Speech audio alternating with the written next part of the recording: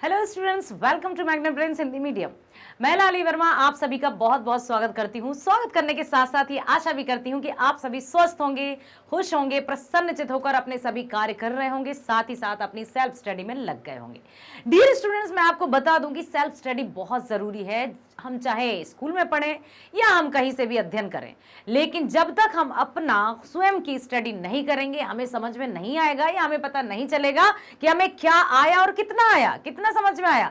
तो इसके लिए आपको नियमित रूप से सेल्फ स्टडी भी करना है और इसी तरह से सेल्फ स्टडी करने के लिए अपने स्वास्थ्य का भी विशेष ध्यान रखना है। मैग्नेट ब्रेन्स आपके लिए है, जो कक्षा 7वीं से 12वीं तक की online school education 100% free provide करता है। साथ ही साथ सभी प्रकार के कॉम्पिटिटिव एग्जाम्स के वीडियोस भी आप देख सकते हैं एब्सोल्युटली फ्री। अब आपको एक और बात बता दूं जो आपके लिए बहुत ही लाभकारी है और एकदम आपको खुश कर देगी। जी हां, अब आ गई है मैग्नेट ब्रेन्स बुक्स और ई बुक्स, जो कि आपको अपनी प्रतियोगी परीक्षाओं में बहुत हेल्प करने वाली हैं। इनमें है MCQs, sample papers, previous year question paper solution, सब कुछ मिलेगा जो आपको एग्जाम को क्रैक करने में पूरी हेल्प करेंगी। आप अपने डिस्क्रिप्शन बॉक्स में जाइए, वहां पर लिंक दी है जिसमें आपको संपूर्ण जानकारी मैग्नेट ब्रेन्स बुक्स के बारे में मिल जाएगी। अब चलते हैं हम इस वीडियो की तरफ।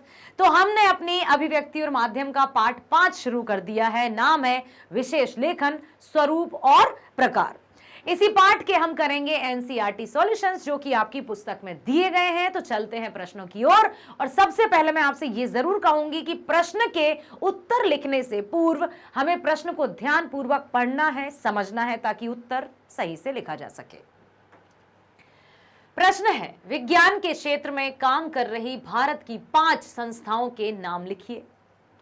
विज्ञान के क्षेत्र में ऐसी कौन सी संस्थाएं हैं जो कि काम कर रही हैं? भारत की संस्थाएं, ठीक है, बताइए। विज्ञान के क्षेत्र में काम कर रही भारत की 5 संस्थाएं हैं। नंबर 1, भौतिक अनुसंधानशाला अहमदाबाद। याद रखिएगा, ये तो सामान्य ज्ञान भी है, जीके बेस्ड क्वेश्चन भी है, ये आपको पता होना चाहिए। भौतिक अनुसंधानशाला, ठीक है, अहमदाबाद में है। दूसरा है अंतरिक्ष भौतिकी प्रयोगशाला, जो कि है तिरुवनंतपुरम में। तीसरी है भाभा अनुसंधान केंद्र मुंबई। कहां है? भाभा अनुसंधान केंद्र मुंबई। चौथा है साहा नाभिकीय भौतिक संस्थान कोलकाता। और 5वीं है एनआईआईटी दिल्ली। समझ में आया? ये ऐसी 5 भारत की 5 संस्थाएं हैं जो विज्ञान के क्षेत्र में बहुत ही अच्छा काम कर रही हैं और इनकी सहायता से हमारा भारत भी अब तकनीकी विज्ञान में आगे बढ़ रहा है। ठीक है, अब है अगला प्रश्न, पर्यावरण पर छपने वाली किन्हीं 3 पत्रिकाओं के नाम लिखिए। जो कि पर्यावरण पर छपती हैं वो 3 पत्रिकाएं कौन सी हैं? तो पहला है पर्यावरण एवं प्रदूषण, भोपाल। क्या बात है। दूसरा है, अब देखो पर्यावरण को अंग्रेजी में क्या कहते हैं?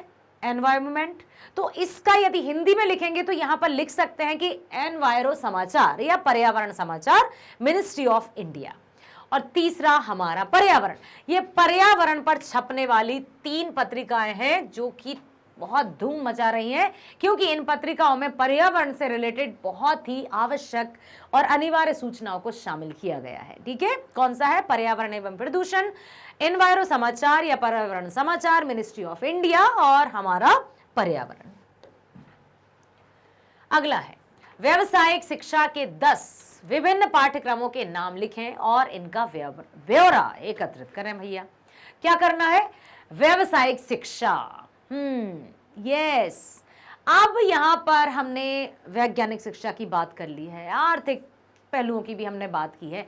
अब यहां पर आइए, व्यावसायिक शिक्षा के 10 विभिन्न पाठ्यक्रमों के नाम लिखें और इनका ब्यौरा एकत्र करें, मतलब इनके बारे में संपूर्ण जानकारी देना है, ताकि आपको भी ये पता चले कि ऐसी कौन सी शिक्षा है, किस प्रकार से प्राप्त की जा सकती है, जिसके माध्यम से हम व्यवसाय कर सकते हैं, हम अपने मतलब उससे अर्न कर सकते हैं। ठीक है, व्यावसायिक शिक्षा से जुड़े 10 विभिन्न पाठ्यक्रम निम्नलिखित हैं। पाठ्यक्रम समझते हो? करिकुलम जिसको कहते हैं। ठीक है, जेबीटी, बीएड, एमएड देश भर के विश्वविद्यालय XII और स्नातक पूरा करने के बाद ये पाठ्यक्रम चलाते हैं।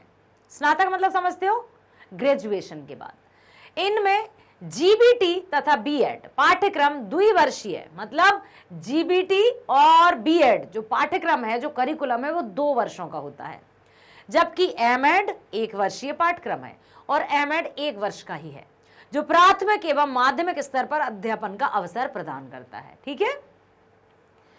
अब है बीपीएड एवं एमपीएम। यह पाठ्यक्रम देश के मुख्य विश्वविद्यालयों द्वारा चलाया जाता है, जो बीए पूरा करने के बाद किया जाता है।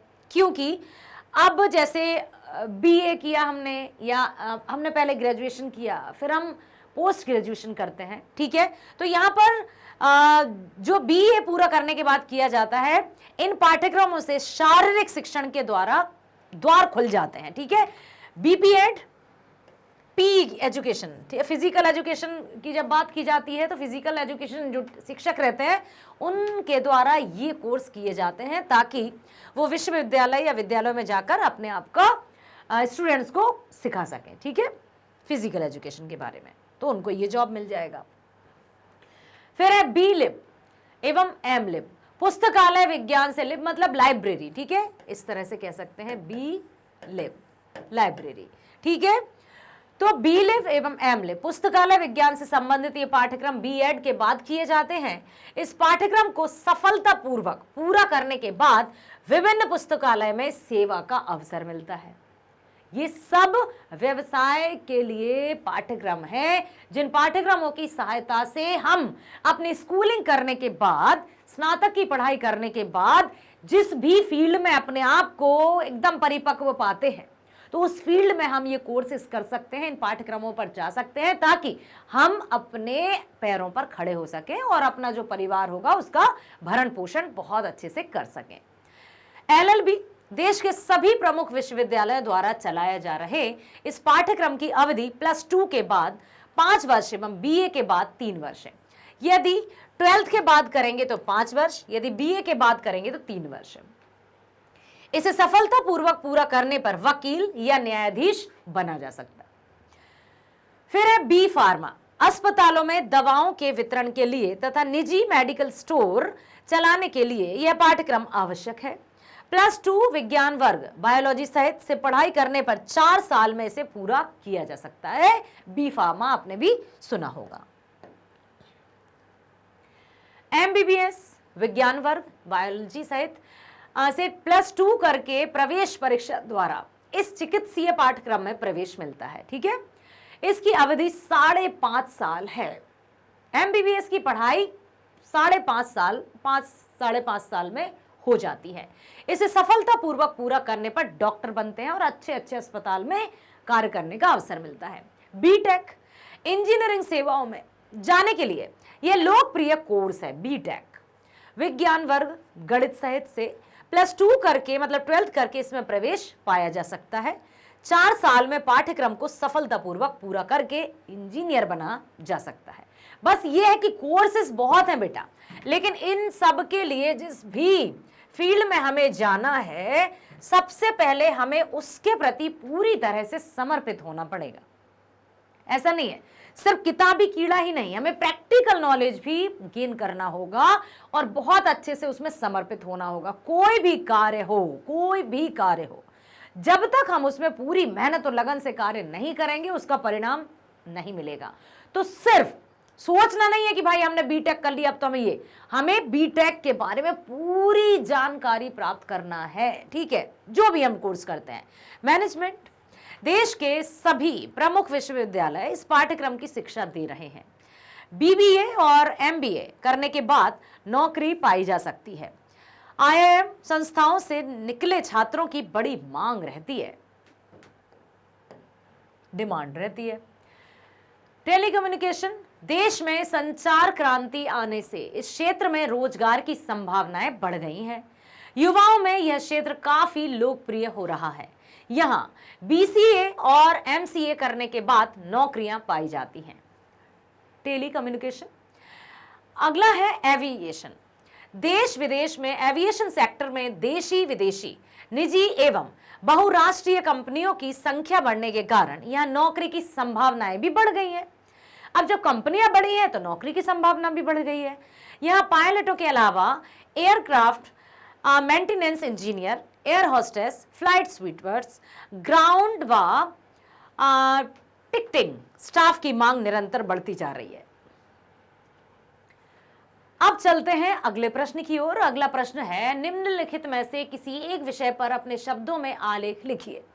अब यहां पर आपको पाठ्य पुस्तक में तो दिया है कि इन सब में से किसी एक पर आपको लिखना है, लेकिन यहां मैं आपको हर एक के बारे में बताऊंगी कि आलेख किस तरह से लिखा जा सकता है, क्योंकि अभी आपकी जो पुस्तक है उसमें दिया है किसी एक पर, हो सकता है परीक्षा में कोई भी एक आ गया और आपने मान लो लिखा सानिया मिर्जा के खेल तकनीकी पहलू, आपने सिर्फ यही लिखा और ये नहीं लिखा और इन्हीं में से कोई आ गया, तो अब सबकी जानकारी यहां पर आपको दी जा रही है। तो अब यहां पर है, सबसे पहले हम देखते हैं सानिया मिर्जा के खेल तकनीकी पहलू। सानिया मिर्जा, यस, टेनिस में एक जाना माना नाम। टेनिस के खिलाड़ी के रूप में सानिया की उपलब्धियां अद्वितीय रही हैं। वह भारत की नंबर 1 टेनिस खिलाड़ी भी रह चुकी हैं। इन्होंने अपने टेनिस करियर में 6 ग्रैंड स्लैम खिताब जीते। इसके अलावा इनके कुल 14 पदक भी हैं, जिनमें 6 गोल्ड व 8 सिल्वर मेडल हैं। इनके पिता खेल पत्रकार थे, जिनका सानिया को बहुत ही लाभ मिला, क्योंकि जब घर में ही इस तरह की शिक्षा प्राप्त हो जाए बस तो हुनर पक्का। इनके प्रथम गुरु महेश भूपति हैं, जो भारत के जाने माने टेनिस खिलाड़ी हैं। वर्ष 2012 से पूर्व तक इन्होंने एकल खिलाड़ी के रूप में अपने खेल को जारी रखा, मगर गंभीर चोट की वजह से उन्हें बाद में डबल टेनिस अपनाना पड़ा। 1999 में जकार्ता में विश्व जूनियर चैंपियनशिप इनका पहला अंतर्राष्ट्रीय दौरा था, जिसमें वह भारत का प्रतिनिधित्व कर रही थीं। एक बहुत अच्छा जाना माना नाम। अब चलते हैं दूसरे टॉपिक पर। दूसरा टॉपिक है शिक्षा को मौलिक अधिकार बनाए जाने के परिणाम। शिक्षा मौलिक अधिकार है, यह संविधान में भी लिखा है कि 6 वर्ष से 14 वर्ष तक की आयु के बच्चों को शिक्षा प्रदान करनी है, वो भी निःशुल्क। देखते हैं, जीवन में हर प्रकार के विकास के लिए शिक्षा बहुत जरूरी है। शिक्षा ही वो सीढ़ी है, शिक्षा ही वो माध्यम है जिस पर चलकर हम अपने भविष्य का निर्माण कर सकते हैं, समाज में सम्मानीय बन सकते हैं। जीवन में हर प्रकार के विकास के लिए शिक्षा बहुत जरूरी है। विद्वत जनों ने इस बात को अत्यंत गहराई से महसूस किया और स्वतंत्रता प्राप्ति के उपरांत, मतलब उसके बाद, इसे संविधान में मौलिक अधिकार बनाने की सिफारिश की। जो भी विद्वान जन थे या जो भी शिक्षाविद थे, उन्होंने शिक्षा के महत्व को जब जाना तो संविधान में इसको मौलिक अधिकार बनाने की मांग की। 6 से 14 वर्ष तक के बच्चों को मुफ्त शिक्षा देने से शिक्षा के प्रति आकर्षण बढ़ेगा। इससे माता पिता अपने बच्चों को काम पर ना भेजकर विद्यालय भेजेंगे। यदि मुफ्त शिक्षा होगी तो सब विद्यालय जाएंगे। यदि शुरू से ही यदि सरकारी प्रावधान नहीं हुए तो बच्चे बेचारे बाल मजदूरी में पिस जाएंगे। ठीक है, इसका सुखद परिणाम होगा। इससे बाल मजदूरी पर अंकुश लगेगा। बच्चे पढ़ लिख कर योग्य नागरिक बनेंगे और वे देश की प्रगति में समुचित योगदान भी देंगे। इससे बचपन बचाओ अभियान को सफलता मिलेगी और हर बच्चा भविष्य होता है, देश का उज्जवल भविष्य निर्माता। अब चलते हैं, सराफे में आई तेजी तो बाजार, सोना चांदी, ये जो है सराफा, मतलब सराफा बाजार जहां ज्वेलरी आभूषण, ठीक है। तो त्योहारों का मौसम और विदेशों से तेजी की समाचार के बीच गुरुवार को भी सोने की कीमतों में वृद्धि देखी गई। अब जैसे ही त्योहार आते हैं या शादी विवाह के अवसर आ जाते हैं, बस फिर देखिए कैसे उछाल आ जाता है सोने में। आभूषण निर्माताओं और स्टॉकिस्टों की भारी लिवाली के कारण सोने की कीमतें 400 रुपए से बढ़कर 28,500 रुपए प्रति 10 ग्राम तक पहुंच गई हैं। और अभी यदि वर्तमान की देखा जाए तो और भी बहुत बढ़ गई है बेटा। हाँ, 50 से ऊपर है। ठीक है, अब कुछ ऐसा ही हाल चांदी का रहा है। चांदी 2,000 रुपए से प्रति किलोग्राम चढ़कर 43,000 रुपए प्रति किलो हो गई है और नई ऊंचाई को छू गई। कच्चे तेल की कीमतों में उछाल आने के कारण ग्लोबल बाजार में सोने और चांदी की कीमत नई ऊंचाई को छू गई। यह बढ़ोतरी चांदी और सोने के सिक्कों में भी देखी गई। 4,000 से बढ़कर 28,000, 2,000 से बढ़कर 43,000। आप सोचो कि ऐसा उछाल कि बेचारा आम व्यक्ति कमाए खाए या फिर सजे धजे। तो यहां पर एक और बात मैं बताना चाहूंगी कि आप तो स्वयं अब जानते हैं कि अधिक सोने चांदी में पैसे लगाने से अच्छा है कुछ एजुकेशन पर लगाया जाए या कुछ ऐसी अचल संपत्ति पर लगाया जाए जो रखा रखा ना रहे। सिर्फ मतलब मेरा मानना है, बाकी आप अपनी राय देख सकते हैं, बताइएगा, है ना। फिल्मों में हिंसा। फिल्में लोगों के मनोरंजन का सशक्त साधन है। किसी समय बनने वाली फिल्में साफ सुथरी और मनोरंजक हुआ करती थी, जिन्हें परिवार के लोग साथ साथ मिलकर बैठकर देख सकते थे। पर आजकल फिल्मों में सेक्स, हिंसा और मारकाट के दृश्य बढ़ते ही जा रहे हैं। इसका समाज पर दुष्प्रभाव दिखाई दे रहा है। इससे समाज में लूटमार, चोरी, डकैती, बलात्कार की घटनाओं में वृद्धि तथा नैतिक मूल्यों का पतन हुआ है। नैतिक मूल्य समझते हैं, नैतिक मूल्य मीन्स मोरल वैल्यूज, जो कि अब इनका पतन हो रहा है। अब कहते हैं एक तरफ की साहित्य समाज का दर्पण है, जो समाज में घटित होता है वही साहित्य में रहता है। तो अब जो फिल्मों में दिखाया जा रहा है वो समाज में हो रहा है, या जो समाज में हो रहा है वो फिल्मों में दिखाया जा रहा है। ये करती है मानसिकता पर निर्भर ये सब बातें।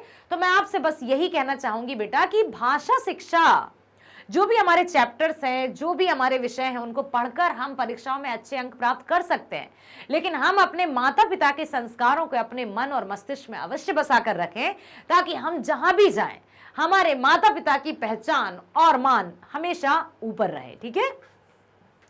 इस पर नियंत्रण करने वाला सेंसर बोर्ड अपनी जिम्मेदारी का निर्वाह करने में विफल रहा है। वर्तमान समय में निर्माता सेक्स और हिंसा को सफलता की गारंटी मानकर इनका मनमाना दुष्प्रयोग कर रहे हैं। फिल्मों में दिखाई जाने वाली इस हिंसा को रोकना अति आवश्यक है।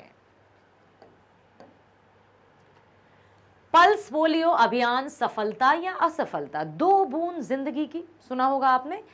पोलियो बच्चों को अपाहिज बना देने वाली बीमारी है, जिसके उन्मूलन के लिए हमारे देश में पोलियो उन्मूलन कार्यक्रम चलाया जा रहा है। इसके अंतर्गत लोगों को इसके प्रति जागरूक बनाते हुए समय समय पर 5 साल से कम उम्र के बच्चों को पोलियो के ड्रॉप्स पिलाए जाते हैं। इसे साल में 6-7 बार निःशुल्क पिलाया जाता है। विभिन्न अस्पतालों, डिस्पेंसरियों, रेलवे स्टेशनों एवं बस स्टेशनों जैसे सार्वजनिक स्थानों पर इसे लोगों की पहुंच के निकट बनाकर इस अभियान को चलाया गया और निरंतर चलाया जा रहा है, जिससे पोलियो उन्मूलन में आशातीत सफलता भी मिली है। यस, पोलियो से अब बिल्कुल आशा से भी बढ़कर सफलता मिली है। इसके बाद भी कुछ राज्यों में 1-2 केस सामने आने से अभी इसकी 100% सफलता का दावा नहीं किया जा सकता। कटते जंगल और बिखरता वातावरण या फिर बढ़ता प्रदूषण। हम सब जानते हैं कि वन रहेंगे, हम रहेंगे, फिर भी मनुष्य अपने पैरों पर कुल्हाड़ी मारने से बाज नहीं आ रहा है। हम सब जानते हैं, हम जानते बहुत कुछ हैं लेकिन मानते बहुत कम है। काश कि हम जो जानते हैं उसको अमल करना भी शुरू कर दें। वह वनों की अंधाधुंध कटाई कर रहा है, इससे हरे भरे वन नष्ट होते जा रहे हैं। आज जंगलों की हालत देखकर रोना आता है। मनुष्य का स्वार्थपूर्ण व्यवहार, उसकी बढ़ती आकांक्षाएं, लालसाएं कहूंगी मैं तो, जनसंख्या वृद्धि वनों के सफाई के लिए जिम्मेदार है। कभी खेती के नाम पर, कभी मकान बनाने के लिए जगह के नाम पर, और कभी धन कमाने के लिए इन वनों का विनाश किया जा रहा है।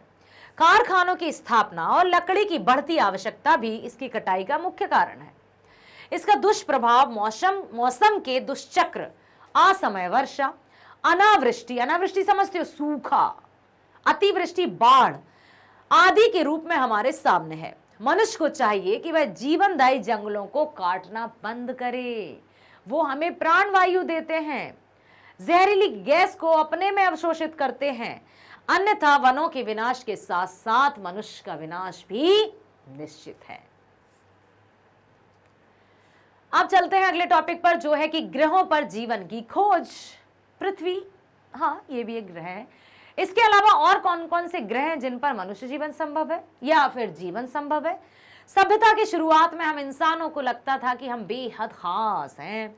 हमारा घर यानी हमारी पृथ्वी हमारे ब्रह्मांड का केंद्र है और बाकी सभी ग्रह जैसे सूर्य, तारे और अन्य ग्रह हमारी पृथ्वी का चक्कर लगाते हैं। बस पृथ्वी ही सबसे महत्वपूर्ण है जहां पर जीवन संभव है। लेकिन समय अंतराल में हुए शोध समझते हो, रिसर्च, शोध का अर्थ होता है रिसर्च, ठीक है, रिसर्च की, खोजें की, उससे पता चला कि हम इंसान इस विशाल ब्रह्मांड में रेत के दाने के बराबर भी नहीं है।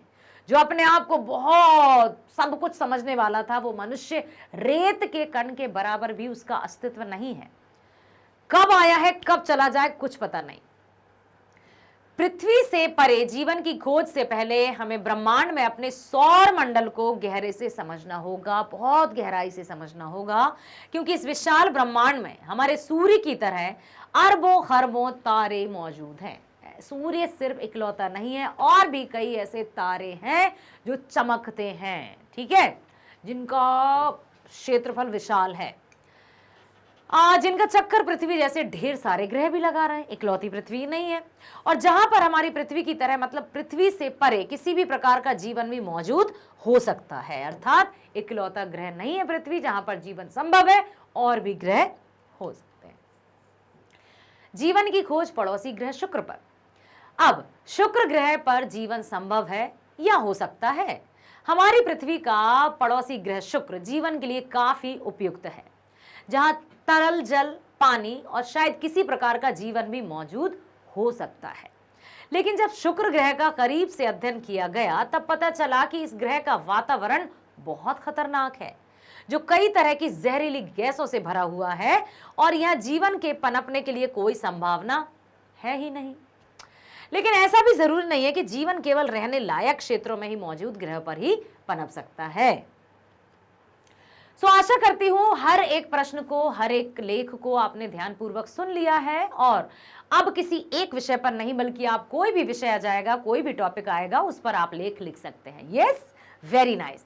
तो बने रहिए हमारे साथ। मैग्नेट ब्रेन्स है आपके लिए जो हिंदी मीडियम कक्षा 7वीं से 12वीं तक की ऑनलाइन स्कूल एजुकेशन के साथ साथ हर प्रकार के प्रतियोगी परीक्षाओं के वीडियोस भी आपको 100% फ्री प्रोवाइड करता है। इतना ही नहीं, ये बुक्स भी हैं, ई बुक्स भी हैं। जी हाँ, मैग्नेट ब्रेन्स बुक्स की बात कर रही हूं मैं, जिनमें सब कुछ है, खजाना है, जो आपको हर एक प्रतियोगी परीक्षा को क्रैक करने में जादुई मंत्र करेंगी। बिल्कुल, ये मैं नहीं कहती हूं। आप जाइए डिस्क्रिप्शन बॉक्स पर, लिंक पर जाइए, वहां पर आप जानेंगे, देखेंगे, खोजेंगे और पढ़ेंगे, तब आप कहेंगे कि सच आपने जो कहा था वो सही है। तो मेरे प्यारे विद्यार्थियों, बने रहिए हमारे साथ। मिलते हैं एक और नए वीडियो के साथ। Bye bye, thank you so much.